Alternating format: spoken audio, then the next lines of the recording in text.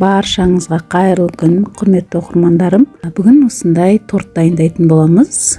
Бұл торт киндер торт деп аталады. Өте дәмді торт. Балаларға жасап берсеңіздер, өте қатты ұнайтынына сенімдімін. Үлкен көлемінде киндер торт. Дәл осы рецептпен жасасаңыздар, корждарды жұп-жұмсақ, кремі де өте дәмді шығады.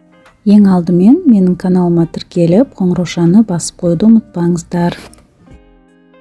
Бірінші ыдысымызға 4 жұмыртқаны салып, жақсылап миксерлеп аламыз. Негізі торт дайындаған кезде ұзақ миксерлесе, тестосы әдемі пышный болып, дәмді болып шығады. Сұрақтарыңыз болса, комментариямға сұрақтарыңызды қоя кетіріңіздер. Барлық сұрақтарыңызға міндетті түрде жауап беремін. Енді үстіне шекер салып, тағы да миксерлейміз. Ингредиенттерінің барлығын описание бөліміне қалдырып кетемін. Сұйық май құямыз, тағы да миксерлейміз. Ендігі кезекте ұн, какао, разрыхлитель үшеуін ыдысқа өлшеп салып, 2 бөлікке бөліп миксерлейміз. Бөліп миксерлеген жақсы. Сонда тестамыз әдемі болып шығады. Міне екінші бөлігінде салып, жақсылап миксерлеп аламыз.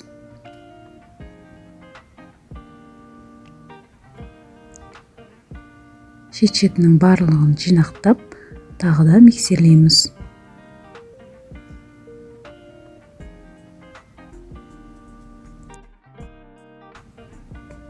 Тестамыз дайын болды.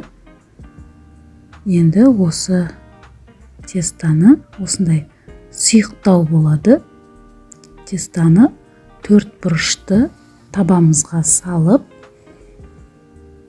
үстіне фольга немесе пергамент төсеп құямыз. Және шет-шетінің барлығына жеткізіп, асықпай жеткізіп, бір келкі етіп төсеп шығамыз.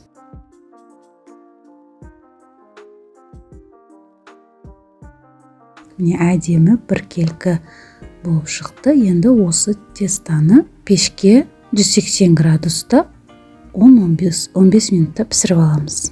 Тортымыздың коржы дайын болғанша крем дайындаймыз.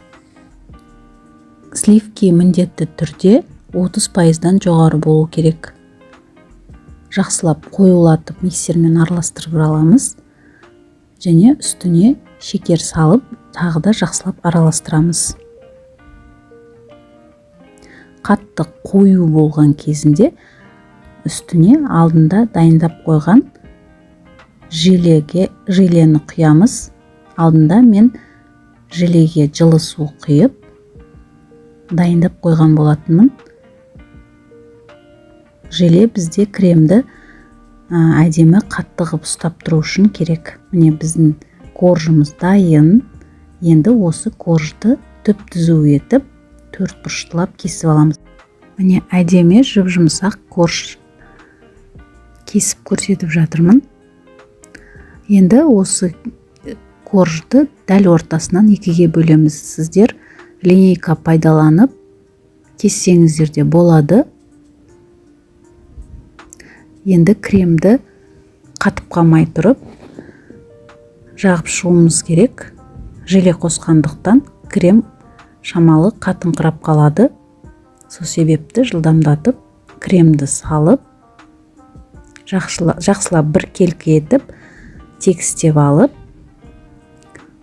үстіне екінші коржды жауып, шет-шетінің барлығын осылай түп-түзу етіп түзулеп аламыз. Сіздерге видео рецепт ұнап жатқан болса, поделицаны басып, WhatsApp желісіне таратып қоюларыңызды сұраймын. Міне осындай әп-әдемі, дәмді, өте керемет киндер тортымыз дайын. балаларыңызға осылай жасап беріңіздер. Балаларға міндетті түрде ұнайды, өзімізге де қатты ұнады. Жасалу жолы оңай, жарты сағат уақытыңызды алады. Каналыма тіркелмеген болсаңыз, міндетті түрде тіркеліп қойыңыздар. Сіздермен бірге болған Гүлнұр Темировна.